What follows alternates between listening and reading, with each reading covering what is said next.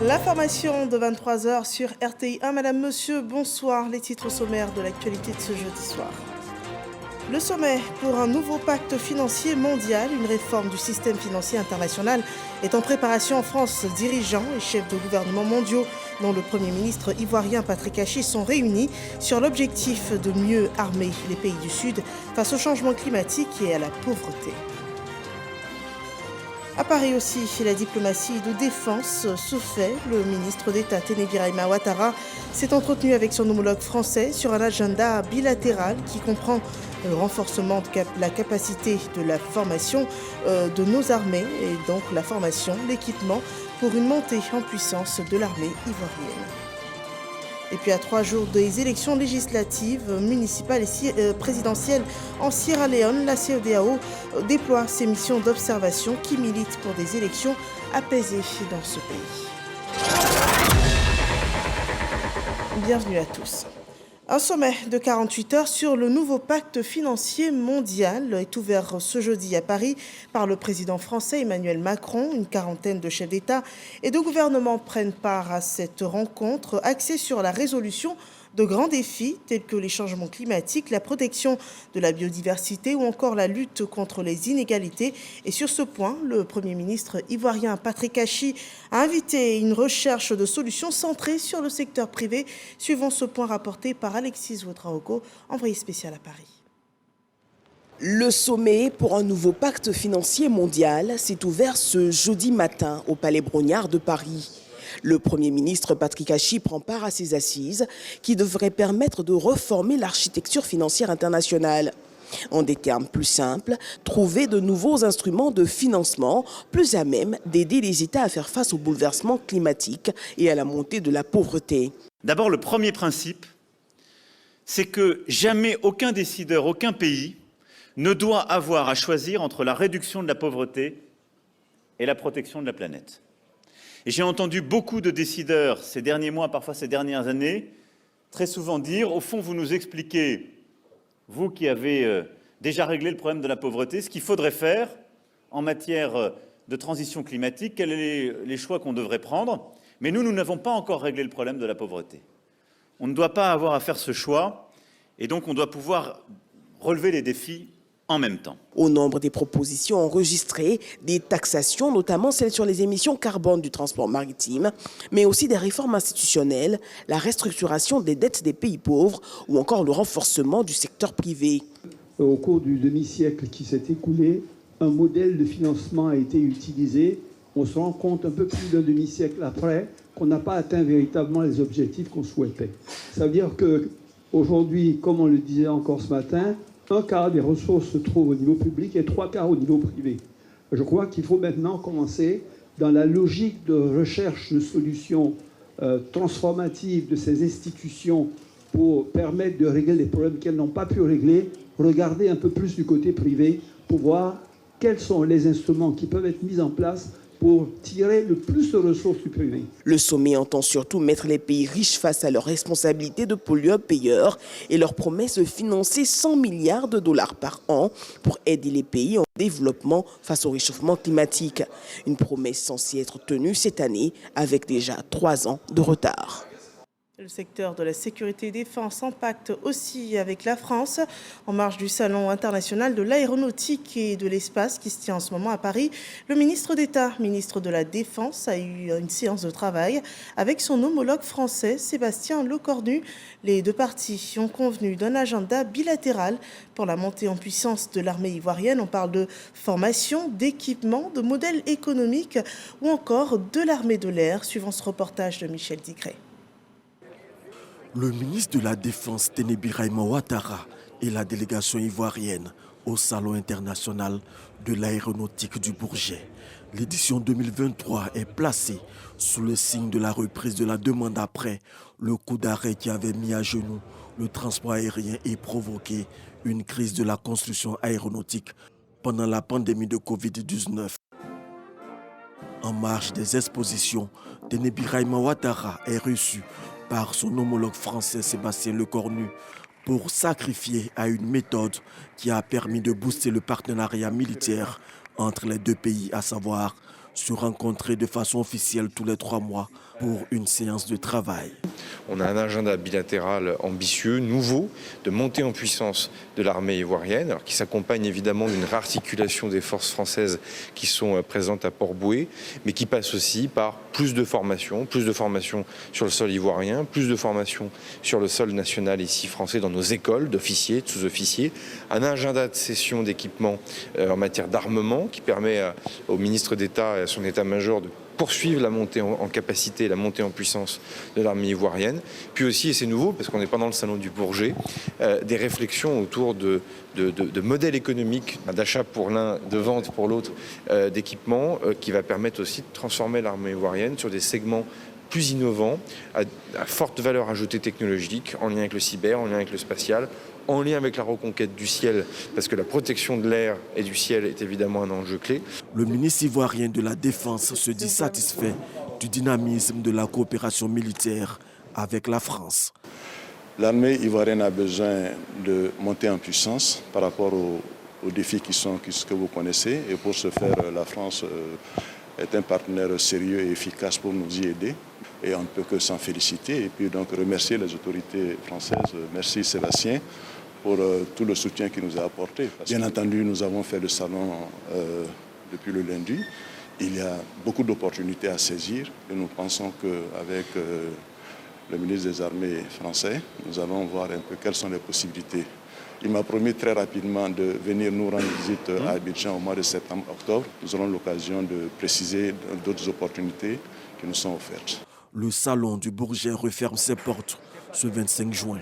Il réunit près de 2500 exposants, dont 300 start-up venus de 47 pays. Et ici en Côte d'Ivoire, les effectifs se reforment au niveau du ministère des Eaux et Forêts qui a récemment accueilli 128 nouveaux soldats reconvertis dans l'emploi de moniteurs de production végétale et animale, option Eaux et Forêts. Les 4 prochains mois, ces agents suivront une formation professionnelle spécifique selon ce que prescrit la loi de programmation militaire. Le point de Frédéric Oulaï et Jean-Marc Djadji. L'ambiance est conviviale entre ces militaires désormais appelés à d'autres fonctions. Au nombre de 128, ces soldats intègrent le rang des fonctionnaires des eaux et forêts. De militaires à agents des eaux et forêts, un processus de reconversion qui s'inscrit dans la loi de la programmation militaire. Les militaires convertis dans ces emplois-là ont fait des choix libres, et ce, dans un programme de restructuration de nos ressources humaines.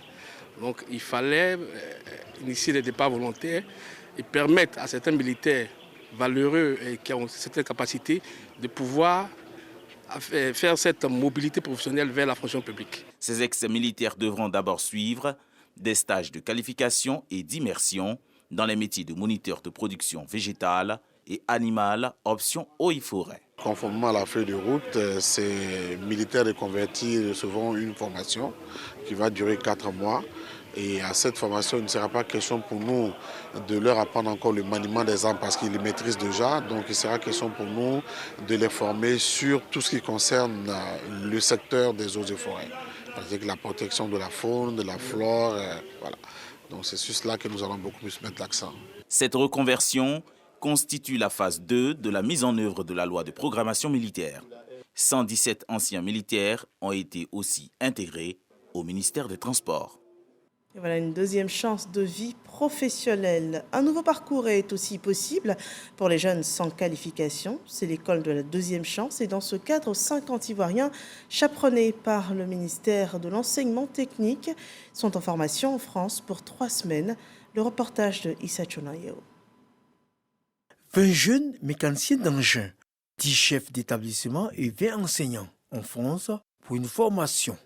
Ils constituent la 3e vague des apprenants de l'école de la deuxième chance, initiée par le ministère de l'Enseignement technique, la formation professionnelle et de l'apprentissage. Je remercie le président qui a permis que monsieur le ministre organise tous ces tours d'école de la deuxième chance, de nous donner encore une seconde chance de pouvoir nous performer dans matière de notre métier Je dirais à tous les jeunes que l'école de la deuxième chance, c'est vraiment un programme réel. Parce que quand on avait commencé, les gens disaient que vraiment c'était de l'arnaque. Et aujourd'hui, nous sommes très contents parce que ce soir, on va prendre l'avion pour aller en France. Avant le départ de ces apprenants à Égletons, en France, le ministre Kofi Nguessan leur explique la vision du chef de l'État concernant l'enseignement technique et professionnel en Côte d'Ivoire. Moi, je tiens encore une fois à remercier son Excellence M. Alassane Ouattara qui donne les moyens à la jeunesse aujourd'hui de se former et de pouvoir trouver un travail. Je crois que c'est cette politique en faveur des jeunes, puisque l'année 2023, c'est l'année de la jeunesse, c'est cette politique qui fait en sorte qu'aujourd'hui les jeunes reprennent espoir. Ils vont être formés, nombreux d'entre eux vont trouver le travail facilement. Et donc notre ambition, c'est de faire en sorte que l'impact puisse aller plus loin et que de nombreux jeunes, que ce soit à Abidjan ou à l'intérieur du pays, que ces jeunes soient impactés, qu'ils puissent retrouver l'espoir et puissent travailler pour leur pays. Ce week-end, une 4e vague ira en France en formation. Au total, ils seront 130 jeunes à être formés en France dans divers métiers dans les semaines à venir. Et cette journée du 22 juin a été marquée aussi par la célébration du mérite à la fonction publique. 150 fonctionnaires ont été honorés dans l'ordre du mérite de la fonction publique, selon ce témoignage de Grace Kando. Ces 150 fonctionnaires et agents de l'État sont distingués dans l'ordre du mérite de la fonction publique au titre des années 2019, 2020 et 2021. Ils sont issus de 11 ministères. Il s'agit de 31 commandeurs, 46 officiers et 73 chevaliers. Leur assiduité, leur abnégation au travail et leur sens de la responsabilité ont valu à ces récipiendaires d'être sélectionnés. Le chef de l'État a développé le cercle vertueux de l'économie. La ministre de la fonction publique lui a emboîté le pas. Le pilier majeur de l'administration, c'est l'ensemble de ses membres. Une administration qui veut aller de l'avant, qui veut performer, qui veut être au diapason de toutes les nations du monde, doit avoir un pilier majeur de réussite. Et la réussite majeure en la matière, c'est les ressources humaines bien formées et bien encadrées. C'est avec déjà beaucoup de joie pour moi-même et puis pour mon équipe de voir que le travail que nous effectuons est reconnu par la nation. C'est d'autant plus que dans le secteur dans lequel nous travaillons, éducation, formation, auquel j'ajoute santé, il faut obligatoirement que nous ayons donc des comportements nouveaux, des comportements qui impactent sur la population à la longue. Cela non seulement nous honore, mais cela nous amène à faire davantage pour la Côte d'Ivoire nouvelle, la Côte d'Ivoire que le président Alassane Ouattara souhaite, mais en même temps aussi faire un chemin pour l'Ivoirien nouveau, travailleur, disponible, au service de son pays. Nous sommes heureux et nous en remercions à M. le ministre de l'Intérieur. Le plus dur reste à faire. Quand on est honoré, il faut maintenir la barre. Ces distinctions s'inscrivent dans le cadre de la 3e édition des Journées de la fonction publique. Je voudrais vous féliciter et vous rendre hommage pour votre engagement et votre contribution au développement de notre pays et à l'épanouissement des Ivoiriens et populations. Nous devons impérativement réussir à adapter nos méthodes, procédures et nos attitudes au quotidien en vue d'être au rendez-vous des grands changements de notre monde et de la transformation de notre pays. Outre cette première vague de décorations, 170 autres fonctionnaires et agents de l'État se verront aussi honorés d'ici la fin des journées de la fonction publique prévues ce vendredi. On change de sujet avec le secteur de l'environnement qui milite pour l'égalité des genres. La journée mondiale de lutte contre la désertification et la sécheresse était récemment commémorée aux États-Unis. Et à cette occasion, des interventions ont été ouvertes sur le thème « Femmes, sa terre, ses droits », faire avancer l'égalité de genre et l'objectif de restauration des terres. Et la Côte d'Ivoire s'est exprimée à cette occasion sur les droits fonciers des femmes. On en parle dans ce reportage de Jean-Marc Djadji. C'est sur la première avenue, entre la 42e et la 48e rue, au cœur de New York, que ministres et experts de l'environnement se sont donné rendez-vous. Objectif, célébrer la journée mondiale de la lutte contre la désertification et la sécheresse, édition 2023. Le président de la COP 15, Alain Donvaï, représentant de la Côte d'Ivoire, prépare activement son exposé. À 9h GMT débutent les travaux de cette conférence mondiale. Sujet retenu, femmes sa terre, ses droits, faire avancer l'égalité de genre et les objectifs de restauration des terres. Aujourd'hui, près de la moitié de la main-d'œuvre agricole mondiale est féminine, mais moins d'un propriétaire foncier sur 5 dans le monde est une femme. Réformes juridiques et sensibilisation sont énoncées comme piste de solution par les participants. Au tour d'Alain Donvailly de présenter les résolutions prises et les acquis de l'État de Côte d'Ivoire pour une meilleure avancée des droits fonciers des femmes. La Côte d'Ivoire a ratifié le plan d'action genre adopté en 2017 et s'engage à placer l'égalité entre les sexes au cœur de son projet de développement et de gestion durable des terres. La communauté internationale, à l'instar de l'État ivoirien, envoie donc un message fort pour un accès plus juste des femmes à la propriété foncière. Le Conseil d'État prépare les prochaines élections locales. Une séance de formation a été ouverte sur les enjeux du contentieux électoral pour une lecture uniforme des textes et la maîtrise des outils. Angela Diallo et Moussa Konaté nous en disent davantage. Conformément à la Constitution ivoirienne, la gestion juridictionnelle du contentieux des élections régionales et municipales est dévolue au Conseil d'État. À quelques mois des élections, les conseillers sont formés. L'objectif est de permettre aux magistrats de l'institution de s'imprégner des dispositions du Code électoral et de maîtriser les mécanismes de gestion du contentieux juridictionnel. Le choix que vous faites de renforcer les capacités des membres du Conseil d'État nous semble opportun et pertinent. Votre noble institution contribue ainsi à la construction de l'état de droit dans notre pays. Les travaux vont se dérouler en plénière autour de 5 thèmes, à savoir l'historique du contentieux des élections des collectivités locales, le nouveau découpage administratif, le rôle de la CEI dans la gestion des contentieux et les pouvoirs du juge en matière d'élection des conseillers. Dans quelques semaines, notre pays va vivre au rythme de l'élection des conseillers régionaux et des conseillers municipaux. L'organisation de ce séminaire répond donc aux besoins de formation des membres du Conseil d'État. Avec professionnalisme, nous allons gérer les conflits qui nous seront soumis. À l'issue de cette journée, un rapport sera fait afin d'alimenter le rapport de synthèse générale qui sera lu à la clôture du séminaire. Pour des élections municipales et régionales apaisées, chaque institution fait sa part. Le médiateur de la République une campagne de sensibilisation et 14 médiateurs délégués ont été mis en mission à travers le pays. Kader Sogodogo. Fondation Félix Houphouët-Boigny pour la recherche de la paix, Yamoussoukro, jeudi 22 juin 2023. Premier conseil de médiation de l'institution Le Médiateur de la République, présidé par son président Adama Tounkara. L'actualité en Côte d'Ivoire est dominée par les élections locales du 2 septembre 2023. Le médiateur de la République lance les campagnes de sensibilisation pour des élections municipales et régionales apaisées.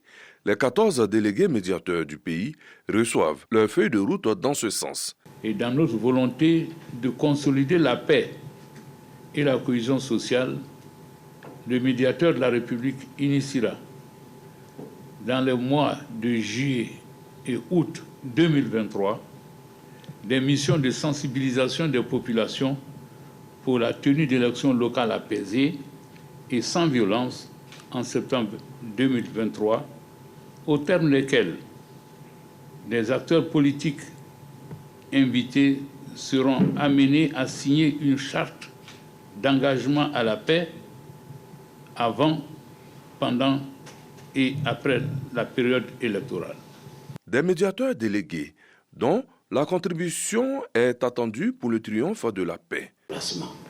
Or, il faut que nous nous déplacions pour aller vers nos populations, pour leur faire comprendre que, comme les arbres, comme la nature elle-même, par période, se renouvelle, il est important que les êtres humains qui organisent leur société mettent des balises et puissent renouveler leurs gouvernants à des périodes bien précises.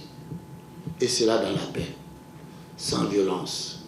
Le tout est de faire en sorte que la Côte d'Ivoire sorte gagnante de ce processus électoral. Ces missions auront pour objectif de renforcer votre présence sur l'ensemble du territoire national en période sensible. Elles seront l'occasion pour vous de rencontrer tous ces acteurs cités afin de leur porter des messages de paix et de cohésion sociale pour leur rappeler que la tenue d'élections locales apaisées et sans violence est le gage d'une Côte d'Ivoire unie, prospère et solidaire. Ce premier conseil de médiation a également été le cadre pour les médiateurs délégués de présenter leur rapport d'activité sur la période allant de janvier à juin 2023. Voilà une mission territoriale pour des élections locales apaisées en Côte d'Ivoire, des élections qui se tiendront le 2 septembre prochain sur tout le territoire ivoirien. En Sierra Leone, les élections générales sont plutôt proches. Ce sera le 25 juin prochain. La CEDEAO qui a annoncé 95 observateurs électoraux est en plein déploiement pour des élections apaisées dans ce pays. Une mission d'observation électorale qui est conduite par le docteur Mohamed Ibn Chambas. Ses premières actions avant le scrutin sont présentées dans ce reportage de Sidonie Davila et Fernand Conan depuis Freetown. Le 24 juin prochain, les Sierra-Léonais iront élire leur président, leurs députés, en préparation de ces élections générales imminentes en Sierra Leone. La mission des observateurs de la Communauté économique des États de l'Afrique de l'Ouest est arrivée dans le pays quelques semaines avant. Sur place, en vue de remplir sa mission de superviseur du processus électoral, la mission d'observation de la CEDEAO, conduite par Ibn Chambas, entame une série de rencontres avec les acteurs clés du processus électoral. La CEDEAO a déjà déployé une mission d'observation de long terme qui était sur place depuis quelque temps. Ils ont travaillé avec toutes les institutions chargées de gestion des élections pour essayer de calmer la situation, exiger des institutions de travailler avec un professionnalisme, avec la neutralité qui va faciliter l'acceptance, n'est-ce pas, des résultats. Donc, depuis que nous avons arrivé, la mission d'observation actuelle que je dirige, nous avons eu aussi des consultations avec les stakeholders et en général. Nous sommes contents qu'ils ont fait un bon travail. Les représentants de la Commission de régulation des partis politiques, l'Office national de sécurité, le Centre d'alerte précoce, les partis politiques et la commission en charge des élections en Sierra Leone, des journées sans répit pour les observateurs de la CEDEAO en vue de recueillir des informations sur le climat politique et identifier d'éventuels problèmes avant le scrutin. Il y avait bien sûr quelques préoccupations de la part de l'opposition qui étaient bien entendues, mais aussi j'aimerais féliciter le Peace Council, les elders de Sierra Leone eux-mêmes, qui ont fait une bonne médiation entre le parti opposition, APC, et la commission électorale. Et maintenant, je pense que nous avons tous des espoirs que samedi, le 24 juin, on va avoir des élections crédibles, des élections bien gérées, participatives. Lors de toutes ces rencontres, Ibn Chambas, le chef de mission de la CEDEAO, a encouragé les efforts des différentes entités pour un climat apaisé avant, pendant et après les élections. Et voilà, c'était des images de Sidonie Davila et Fernand Conan, nos envoyés spéciaux en Sierra Leone, qui nous feront vivre cette phase électorale en Sierra Leone sur RTI 1. La RTI qui s'apprête et qui est prête pour la CAN. Kolo Koulibaly recevait le directeur marketing, communication et responsable de RTI Digital, Koné Saifoulaye, sur le plateau du 20h de ce jeudi. Il a présenté les grandes perspectives de votre maison de télévision ivoirienne pour la prochaine CAN, une campagne qui s'ouvre déjà depuis le mois de juillet prochain, suivant un extrait. La RTI a mis les petits plats dans les grands, j'ai envie de dire, parce que la RTI se prépare à diffuser l'ensemble des 52 matchs. Ensuite, la RTI également aussi se prépare aussi en ayant l'acquisition de matériel de pointe pour pouvoir effectuer cette diffusion-là, participer à la production du signal international et bien sûr former les équipes. C'est important parce que les ressources humaines sont le capital clé au niveau de la RTI. Au niveau de l'éditorial également aussi, les chaînes, toutes les chaînes sont en train de préparer vraiment un programme qui va vivre à partir de juillet jusqu'à décembre avant que la CAN commence, qui s'appelle En route pour la CAN, afin que tous les Ivoiriens voient un peu les richesses du pays, mais autour de la Coupe d'Afrique des Nations. Et puis bien entendu, le marketing, le digital et le commercial se préparent à vendre ces offres-là au niveau des annonceurs. Et j'ai envie de dire que la coordination de tout cela est assurée par la direction des projets et de la planification. Et donc vous voyez que le DG a mis vraiment une organisation vraiment très, très au point. Et évidemment, les annonceurs dont vous parliez à l'instant, il y a un enjeu. Vous savez, la dernière fois que la Côte d'Ivoire a organisé la Coupe d'Afrique des Nations, c'était en 1984. Donc souvent pour les annonceurs de se poser la question, mais si j'avais été là en 1984, comment est-ce que j'aurais raconté mon histoire? Qu'est-ce que j'aurais dit sur ma marque? Comment est-ce que j'allais parler à mes clients? Eh bien c'est chose possible. 40 ans plus tard, la RTI, avec toute la pléthore de supports qu'il est possible de pouvoir proposer, que ce soit la télé, la radio, le digital, propose justement cette expérience-là aux annonceurs afin qu'ils puissent raconter cette histoire-là, raconter leur histoire, dire ce qu'ils font par rapport aux Ivoiriens et comment est-ce que ils existent aussi au niveau du B2B. Donc c'est une occasion unique qui leur est donnée de pouvoir être présente dans un grand moment de télévision qui sera normalement bien raconté et bien organisé. Nous attendons les annonceurs. Et voilà la RTI qui présente ses grandes offres marketing pour la prochaine CAN. Parlons à présent de cohésion sociale dans la ville de Bouaké, où les populations ont été entretenues par le ministre du Transport, Amadou Koné, avec qui il a échangé sur la cohésion sociale, le vivre ensemble, mais également le développement de la ville de Bouaké. Le compte-rendu de Kader Sokodoko. Ils sont venus des 4 coins de la ville de Bouaké pour prendre d'assaut la cour du centre culturel Jakaka. Les leaders et les chefs de communauté de la ville de Bouaké veulent faire de la cohésion, de la paix et de l'entente des vecteurs de développement pour l'essor de leur terroir commun, Bouaké.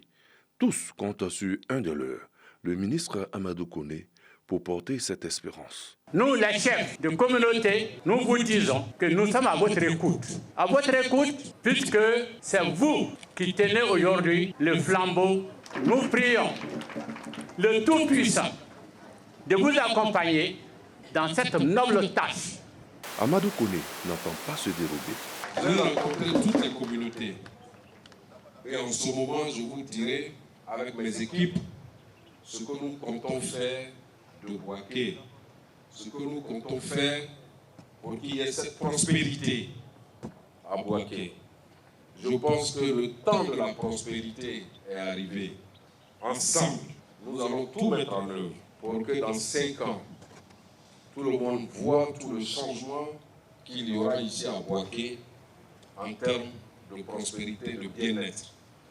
Bouaké, deuxième ville du pays, a bénéficié ces dernières années de l'attention particulière du président de la République Alassane Ouattara. Des investissements massifs ont été faits pour lui donner un embonpoint. Et les choses sont loin de s'arrêter.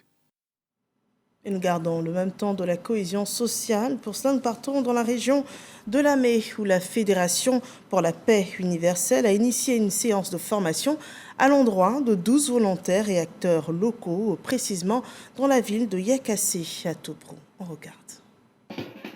12 bénévoles de la localité de Yakassé à Tobrou, dans la région de Lamé, élevés au grade d'ambassadeur de la paix.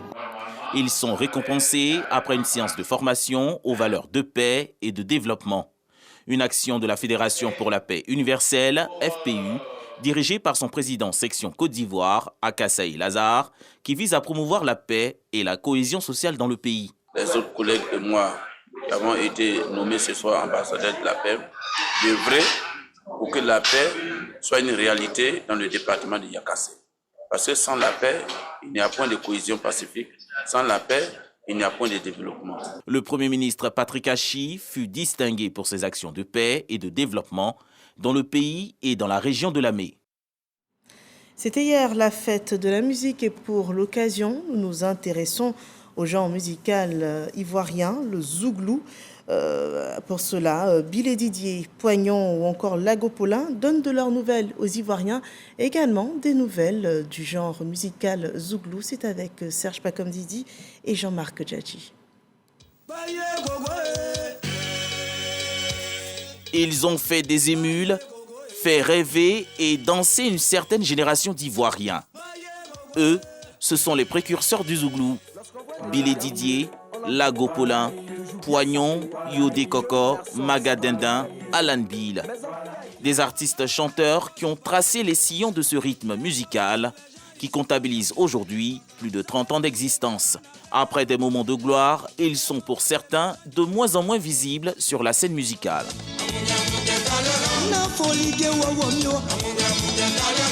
Transfuge du groupe Système Gazer, dont le premier album est sorti en 1989. Lagopolin fait partie de ceux qui, aujourd'hui, continuent l'aventure musicale. Abidjan Garba, y a pas sondé. Les belles, vous êtes les rois. Il y a Zoumé qui est en France. Il y a Maradona qui était en France, mais qui est arrivé maintenant. Moi, par exemple, je continue toujours la chanson. Membre du célèbre groupe Zougloumania de l'époque, Poignon ou encore US, son nouveau pseudonyme, a marqué les Ivoiriens avec des chansons cultes. Tous les gazeurs d'Abidjan, ils sont partis. J'ai la maladie, j'ai la maladie, j'ai la maladie, oh, faut pas me toucher. J'ai commencé à Zomamanzo en 91, octobre 91. Quand Zomamanzo est sorti, ça m'a permis de faire un peu le monde. Il y a eu J'ai la maladie en 94. J'ai la maladie aussi, qui a fait son petit bonhomme de chemin. Quand tu es sur scène, il faudrait que les gens te voient une bonne image de toi. Et la maladie m'a un peu caché. La maladie a duré 2 ans. Boklo Kofi est l'un des tout premiers tubes zouglou sortis en 1991. C'est cette chanson culte qui révèle aux Ivoiriens Bilé Didier, alors lead vocal de la formation musicale, les parents du campus. Après plusieurs années en France, Bilé Didier est rentré définitivement au pays. J'y ai fait 25 ans. Je suis revenu depuis 2017, ça fait bientôt 6 ans. Aujourd'hui, Bilé Didier est administrateur au Burida. Il est aussi conseiller technique chargé de la culture à la mairie de Cocody. C'est tout ça, c'est la culture.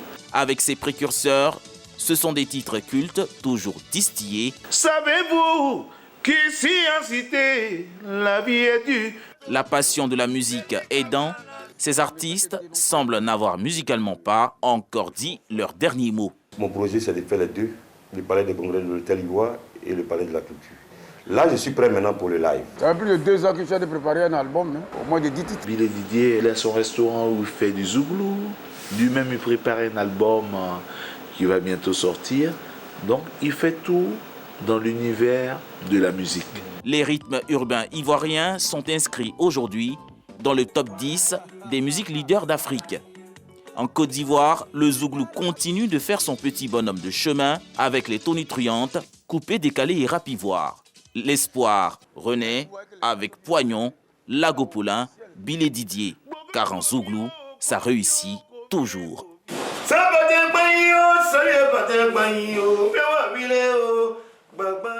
Voilà un beau flashback musical qui nous ramène plus de 30 ans en arrière et nous achevons ainsi ce journal. Merci de nous avoir suivis et rendez-vous demain pour des nouvelles d'ici et du monde.